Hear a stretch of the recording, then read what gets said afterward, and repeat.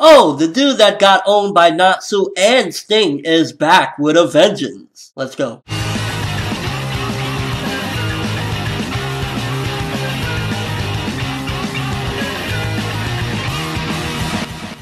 So with this week's chapter of Fairy Tail, a character that has been exposed multiple times, has been brought back this time. He's powered up, similar to basically following his daughter's ass, except his daughter got her ass whipped, and well, no, not except, because that's probably exactly what's going to happen to him, and rightfully so. I mean, at the end of the day, if Sting got him, even though it was, you know, on some, oh, my cat, I love my cat, ultimately, even with this power-up, I still see Sting and Ro whipping his ass, and I honestly, while he's cool, like he has that, you know, mean aura to him, I don't really expect too much of him coming back, and it just kind of felt a little bit random with, I think his name is Gemma, or Jiemma, something like that, but with him coming back, it just kind of felt a little bit like, whoa, what the fuck, what is he doing here? We got Acnologia and Igneel fighting up there, we got Geer, this beast-ass motherfucker that I'm loving right now here, fighting Gray that I'm loving right now, going fucking in, and then like, oh, you know, the fanboys are here, I want to crush your heads anyway, which kind of had me wondering what the fuck was up with Gemma, and I know I'm rambling a little bit, but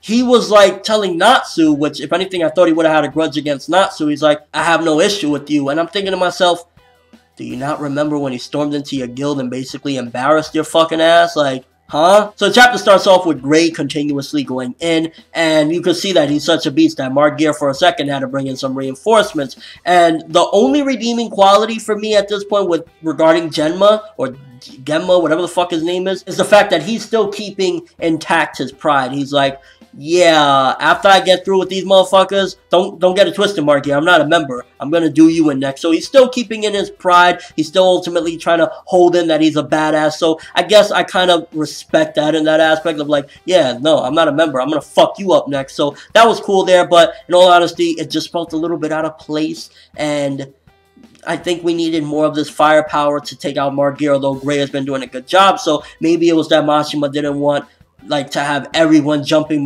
Geer, because at this point it's like Gray is doing a fine job. We don't need two other Dragon Slayers and Natsu, the fucking friendship master. And I'm really starting to notice as well that this arc is really bringing the fathers involved. It didn't click to me. Like, you got Igneel with Natsu, and then you had the whole stuff with Silver and Gray. And if any indication of what happened with Gray could mean that Igneel is indeed gonna die. That could be some foreshadowing, sons losing their fathers in this arc. Which would kind of really suck though, because we've been waiting so long to see Igneel, and if he don't give us a lot more answers that we've been looking for and he just dies, I'm gonna be like, fuck! And to be honest with you, it doesn't really look like, as of right now, from what we've seen thus far, that Gray needed Natsu's help, but once the power-up happened at the end of the chapter, I was like, yeah, you might need him now. That Double Slayer magic ain't gonna be going that far now. Although it was interesting to see Geer say, I knew he was gonna betray me, I just didn't think he would do it at this moment. No, he's gonna do it exactly at that moment. If you knew he was a traitor all along, because remember, they treated him like they knew he was a traitor. They were like in the shadows watching him and everything. They had Keith watching over Silver the entire time.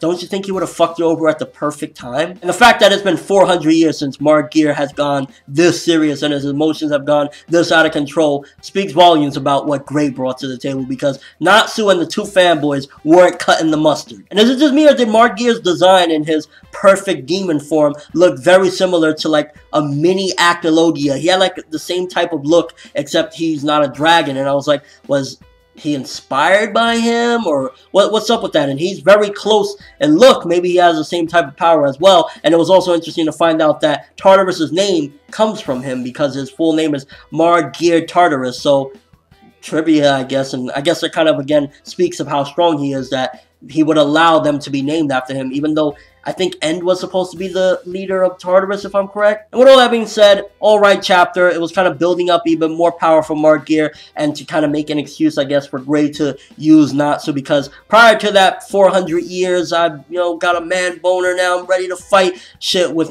Geer. It looked like Gray had this under control, but now that he has that power, him and Natsu are going to have to work together. I just really hope Mashima doesn't make Natsu the star of this. Please let it be Gray, or a really close tag team with still Gray having like the spotlight. I think Gray deserves it. And as far as the other fight goes, I don't really care. That's my personal opinion. It's not bad. It's not like, oh, terrible or anything like that. I'm just personally not interested in the Gemma versus Sting and Rogue. I guess it kind of plays as well. Wait, whoa. I just came to a conclusion right here.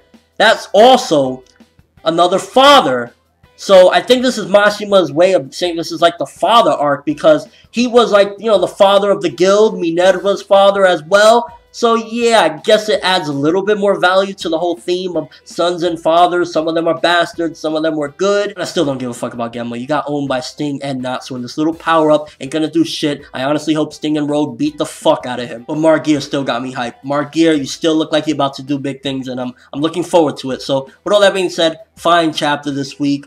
Not impressed with Genma as of right now. Maybe it'll change later, but it was alright. Good setup, I guess. I'm gonna give this one 6.5 out of 10. Fine. It was decent for what it did, but characters that were really, you know, fights for that matter, or a fight that were really not interested, because Geer, Gray, not so helping out. Pretty fucking awesome. Still got Igneel and the Acnologia going up there. Kyoka versus Erza. Wait, who's Kyoka? What? No. So yeah, fine. Let me know what you guys think about this, though. Do you think that his appearance, Genma, is relevant? I mean, it kind of makes more sense now that I thought about him being like a father to the guild. So maybe the 7. Maybe the 7. I don't know. I'll leave it up to you if it's 6.5 or a 7. Simply because, like, it does play a lot more into the theme of this whole father-son stuff. What do you think about Geer?